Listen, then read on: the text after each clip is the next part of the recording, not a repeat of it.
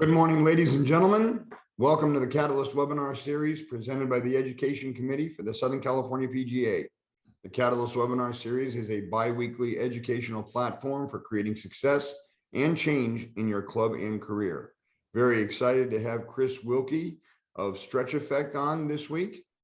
Chris is the co-owner and movement health coach at Stretch Effect. It's a revolutionary facility in San Diego, California. Chris is an expert in sport-specific performance and flexibility and has worked with many athletes and weekend warriors over the past 2 decades, including Kawhi Leonard, Manny Machado, Tommy Pham, and Cartland Isles. The mission of Stretch Effect is to help people eliminate their obstacles in the way of their performance, in the way of performing their best. Good morning, Chris. Welcome to the Catalyst webinar series. Thanks for being here. Hey, good morning, John. Thanks so much for having me. Happy to be here. Thank you, everyone.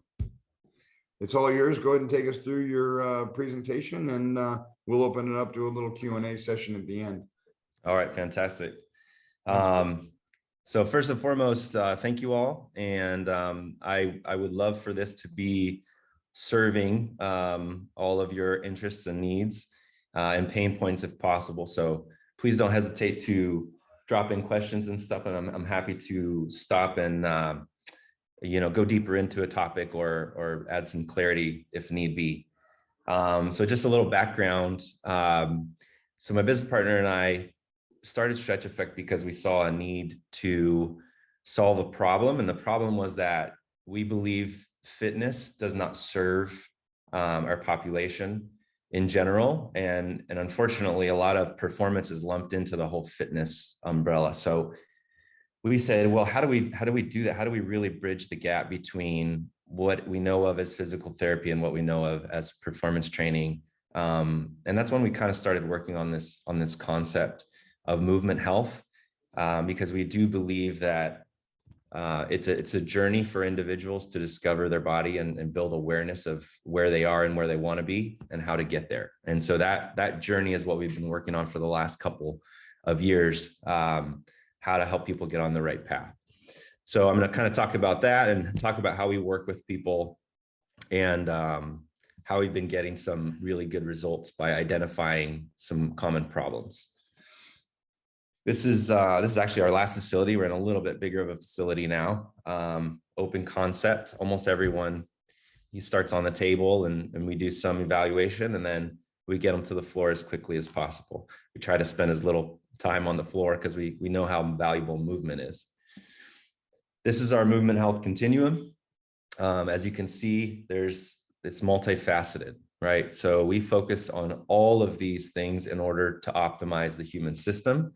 Only if the human system is optimized can performance be optimized. And you can see performance is kind of the last leg there, with recovery and breath being at the beginning, because we need all of these in order to function properly as humans before we function as athletes.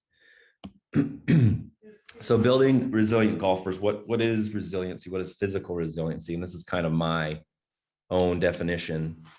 The capacity to recover quickly from difficult tasks, training volume, and exertion. The ability of a body part to spring back into shape, or elasticity, in other words. And this physical resiliency, it requires work on all components of the movement health continuum. And we'll talk a little bit more about that. So it requires tissue health and elasticity, healthy joint architecture, efficient movement patterns, and all of those three need to happen at the developmental level. So that's crawling, rolling, breath, all the way to high performance. And this kind of just shows the developmental system. One of the systems we use, DNS, developmental or dynamic neuromuscular stabilization. So it uses phases of development just like we do as we're babies. So if you can't engage your core and breathe properly when you're in this first 4-month position or in the happy baby with your legs up position, we're probably not going to have a high success incorporating breath and stability in something like the golf swing. So it's just foundational before we get to high level. How do we know the body's golf ready? Well, we need sufficient range of motion, which is mobility. We need efficient motor patterns, which is control of that range of motion. Stability is a part of that. Motor control. And then we address the individual as humans before golfers. So functional human movement, proper joint control, then we add that to the golf swing. And let me clarify, I am in no way a golf instructor, a swing coach. I'm passionate about it, but I leave that to some of you folks who are much better than that. But we have to evaluate components of the golf swing so we can see what's missing. And we love communicating with instructors, teachers, to help their students get better. We're the body part, obviously, and a lot of you can be the swing part. So if normal movement patterns are dysfunctional, the swing will have to be altered in order to find efficiency. So this is our process. Everyone comes in, whether it's in person or an online client.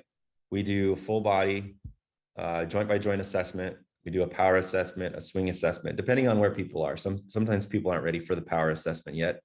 Sometimes they pass the functional test with flying colors, and we can get into that, but that's very rare. And that's our discovery process. We can't really ethically work on somebody until we know exactly what the problems are. And then we develop an individualized program and treatment. And then we integrate new range and strength into golf-specific movements. And then they're able to express new resiliency and power with better performance on the range or on the course. So we like to say we're a system of systems. We use pieces of everything. And I think what that's allowed us to do is really develop a comprehensive system and not be biased. Some of these systems are fantastic, but they are very niche and they have a specific application. And if you try to apply it like a blanket, you're just not serving the individual as well as you could. So we use multiple screens, we use multiple modalities, and we use a lot of different exercise techniques to get results depending on what the individual needs. So we do use the body swing assessment from TPI, and we find it very effective. Part of it is the buy-in for golfers when they come in. You know, they're like, I want to work on my golf swing. Come on, what are we doing with all of this stuff? Well, if you show them that they can't get into a proper address position, if they can't find neutral spine, if they can't control their pelvis, if they have no hip rotation, and you do that in the golf swing setup, they understand a little bit more why we're diving into the body specific stuff. And then we go into the body specific stuff. And for that, we use the SFMA, which some of you may have heard of. It's the higher level screen from the functional movement systems or the FMS. And this is more the orthopedic version. So we go straight to this because we can do it very quickly and efficiently now, but it gives us all the information that we need to find when it comes to every single joint in the body, and we can determine different outcomes, which I'll talk about. So this is like the complexity of this thing. I just want to show you how smart we are. No, I'm just kidding. The left side here is our top tier test. So you can see the neck patterns, cervical patterns, upper extremity patterns, full body flexion, full body extension, full body rotation. And from each of these, depending on what we see, we go into breakouts, which you see on the right here. So this is our overhead deep squat breakout. And we have an algorithm based off of what we find. We eliminate gravity or we eliminate parts of the body in order to determine, is this actually a mobility problem or is there a stability motor control problem going on? And this is just kind of to show, you know, when we talk about capacity, we're looking for capacity. Does somebody have a high ceiling and they're operating under that ceiling, or is somebody limited and they're bumping up against that ceiling every single time they move, every single time they swing?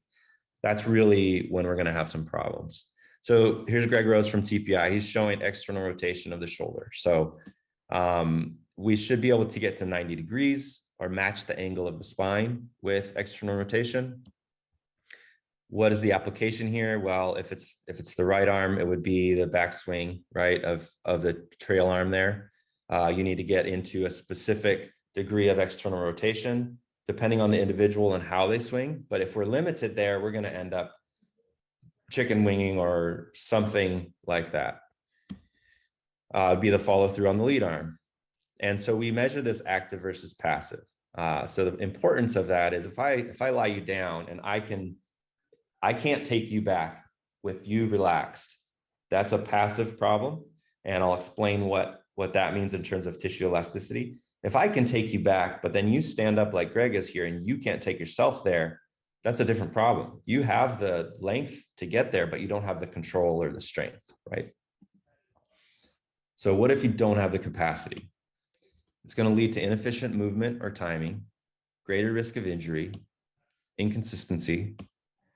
Different swing characteristics will manifest themselves, like a sway, slide, early extension, cast, loss of posture. And these are the outcomes that we're looking for in our assessment. So your mobility problems is you don't have the capacity, and stability or motor control problems are you can't coordinate the body parts. Any questions so far? Doing good, John? Keep going. Okay. So mobility problems. These are more hardware problems. So we have lack of tissue elasticity. So the tissue just can't stretch where it needs to. So you're thinking about like length of the backswing, ability to keep your arms, your elbows straight, stuff like that. And then we have mechanical versus neurological hardware problems. A lot of times there's a previous injury. There can be genetics associated with this, lifestyle, and we'll talk a little bit more about that, but this goes back to the movement health continuum. So are they getting enough recovery, sleep? Are they breathing well? Do they drink enough water? What's their nutrition like? Or there can be suboptimal joint architecture. So this is really like the shape of the joint, how much space it has. Again, this can be genetic. Some people have, genetic bony deformations that prevent the joints from moving properly. And some people just lose space over time. Again, this can be previous injury, and it can be poor movement and strength over time. So the stability or the motor control problems can be complicated, but we have to address them differently than the mobility problems. So there's usually, a lack of strength or ability to overcome gravity or the external force. Usually poor posture, core function is associated with this. And a lot of times at that developmental level. So sometimes people never learned, like, they skipped developmental stages. It's more of a software problem. So if the mobility stuff is the hardware, then the stability motor control is more of a software. So it's the neurology a lot of times. So the movement patterns were never learned in development, or they were lost somewhere along the way. Sometimes you'll see people like kids. If any of you work with youth, you'll see kids, you say, skip, and they go, same arm, same leg instead of opposite arm, opposite leg. A lot of times people like that went straight from rolling as a baby to walking, and they skipped the crawling phase. The crawling phase is essential for learning contralateral movement, or opposite arm and leg, like we do when we run or walk. These types of things, they're critical for developing our software sequentially so that we can make high level movements and maintain our organization of our system over the duration of our life. And there's poor movement awareness, just like with the skipping and stuff. But a lot of times there's a kinesthetic thing where you tell them to do a certain thing and it's a little bit more challenging. And that's just with normal human movement, not even with the complexity of the golf swing. So if you have, folks that you're trying to get in a certain position and it just seems very difficult, but it seems like they have plenty of flexibility, this a lot of times is what you're looking at. So they need to learn joint control and do some joint training. So solving mobility problems, if there's different types of mobility problems here. So we have the mechanical side, right? And then we have a neurological side. So the mechanical tension is usually like damage to the muscle. It's adhesion, scar tissue, and it's usually only a part of a muscle. So there's like fibrosis or, things in there, inflammatory things in there. And we use active release technique or functional range release for that stuff. So we're applying specific tissue tension to an area, and that allows for the tissue to change on a cellular level. It's very quick and efficient, and we get fast results from that because, again, we're going after the movement. We want to get straight to movement. So the faster our modalities are, the faster we can teach somebody to mobilize their tissue on their own. And typically we'll use, I'm sure many of you have done foam rolling or used a lacrosse ball or something for self-massage. So even when we're doing that, we teach our people how to move while they're doing that, because you want to create relative glide between structures. And that's essential for the mechanical side of tension. We'll also use things like, grasp and instrument assist for the superficial stuff. And then we'll teach the self-myofascial with different tools. And we do some cupping as well for myofascial decompression. Now, the neurological problem is a little bit different. So many of us have tone or charged muscles in areas like our traps, our neck, our scalenes, sometimes the hip flexors or hamstrings. This isn't solved the same way. So we can't just go smash on charged up tissue and expect for it to last. We actually have to train the tone away from the tissues. So we use PNF strategies like pails and rails from the functional range systems. This is an inhibition of the overactive tissue. So if any of you have stretched at full range and then contracted both sides, usually you get more range of motion. And then if you train the other side of the tissue, now you're training the brain to accept that new range of motion. That's what we're trying to do, is where you have a motor cortex in your brain. If you stretch, but you don't add contraction, you're not actually storing the change in the brain. That's part of the problem with passive stretching, is actually we don't get the software, we don't get the neurology on board. So the body doesn't think that that's a priority anymore. And then we just lose range of motion again. So there's not lasting results. And we use some cupping for this as well. And then we go back to that movement health continuum, recovery strategies. How are they breathing? So are they able to recover well? Are they able to embrace a parasympathetic nervous system when they're at rest? Or are they in that fight or flight all day? Is there too much stress and inflammation in the system? Are they drinking enough water? What's their sleep like? What's their nutrition like? All that sort of stuff. Stability problems, again, so this is, you have the motor control, right? Which is like, how well can I control my joints in space?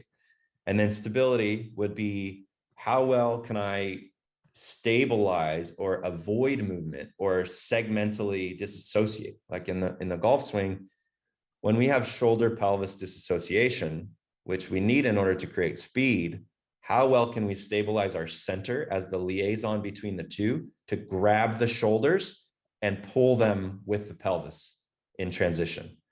And if we don't have efficient diaphragmatic control, we can't create good stability. If we can't create good stability, we're not going to have an efficient, safe golf swing. It can look good still, but we're probably using other things. So do we have control lying down? Do we have control walking? And then do we have control at high level movement and then the golf swing? Most people that we work with, they don't know how to do this. And I'm not even talking about in the golf swing. They don't know how to do this lying on their back.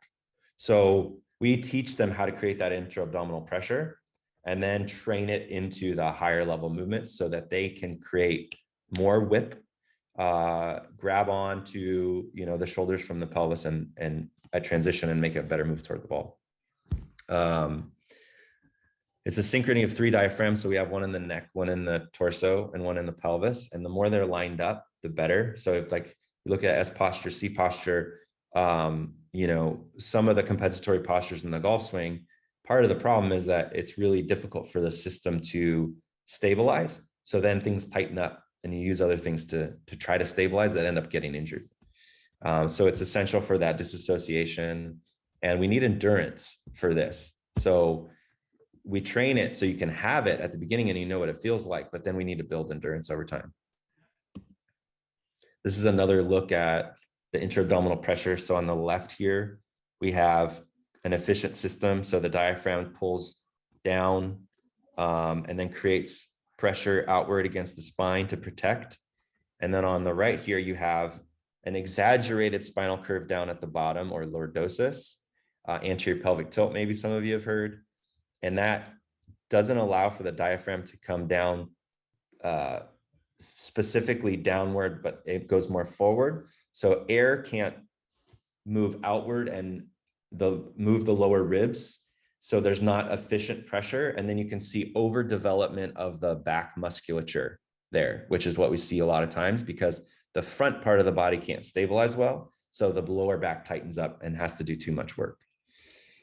So having an efficient system, it protects the spine, allows for force generation from lower body to upper body.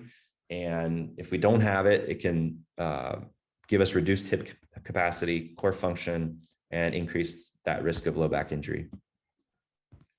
So then what, after we get all of these things optimized, right? We have the mobility stuff, the stability stuff, the motor control. Well, then we introduce the speed and power. And that doesn't wait for us. As soon as we feel it's safe, we introduce the speed and power. Once the joint can be controlled, it needs to learn how to move fast. We do single joint before multi-joint movements specific to golf range of motion and direction. And then we integrate into full body movements like the golf swing. And the body is ready to adopt an efficient swing or make changes at this point. And so for our people that aren't in San Diego, we developed a program, an online program that's body part specific. So you have your hip, let's say you have extension, flexion, external rotation, and internal rotation. Many golfers, you'd be surprised how many golfers don't have hardly any hip internal rotation. And a lot of times it's in the lead hip. So for right-handed golfers, that left hip doesn't internally rotate. So you're looking at early extension problems or some sort of slide or sway, or, they just can't hold their posture, or they're getting a lot of low back discomfort. A lot of times that comes from that lead hip. They're swinging down into a hip that doesn't have enough space or rotation. And then the body has to compensate for that, which unfortunately leads to injuries a lot of times. Okay, I got through that way too fast. Let's go to questions, and I'm happy to elaborate on anything that we need to. Thank you very much, Chris. First question is, what's your athletic background and how did you get into this type of training?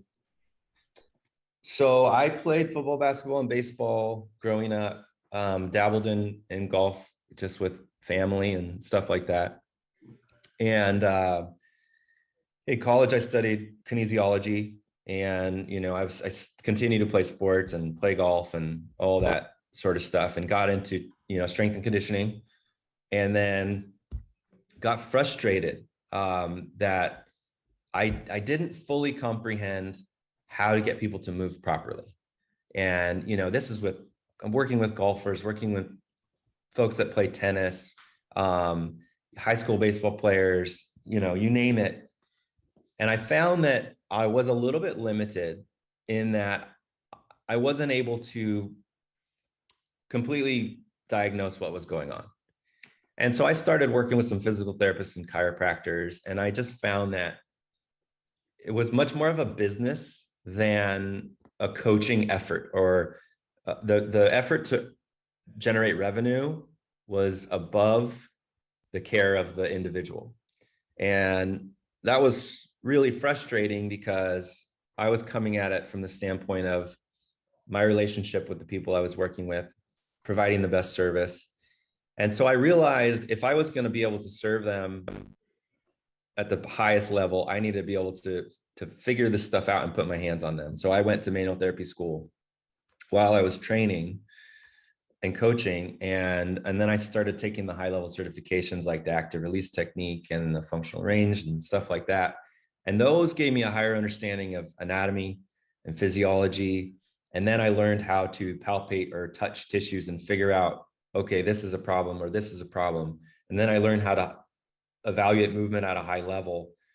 And until I learned how to evaluate movement at a high level, I was go and treat an individual, but I would go to the wrong area, or I would treat the stability problem instead of training the mobility problem, if you will. So there are exercises to do, learning how to create that pressure in the diaphragm. So it was really a long, probably almost a decade now. I'm still learning a lot. I went from being a trainer, strength and conditioning coach, to now we hire physical therapists and train them up on more of the performance side. So we have a really good blend of knowledge. The hard part is understanding how to integrate the rehab to now the movement side. And I think that's what we're starting to do very well and I think that's what sets us apart is getting that system dialed in, how to get somebody quick results on the table, but get them to move quickly. And that's really what I'm passionate about now is, you don't need to have a physical therapy clinic that has somebody on the table for a half an hour and then they do random exercises. It's got to be like as quick as possible. Let's get them to the movement and let's get them to do the highest level exercise they can do on that day that's best for that individual. So, sorry, How many of your clients are actually coming into the studio versus how many you communicate via Zoom, perhaps? I mean, we are pretty busy in here, but we're, during the pandemic, we did a lot of online stuff. And with this online effort, we're still in the beta of the golf program, but which is good for people that want to get involved now because they get a little bit more attention. But we're very, obviously we have to justify the overhead of the brick and mortar. So we emphasize getting people in the door, but our new effort and mission is to get online a little bit more.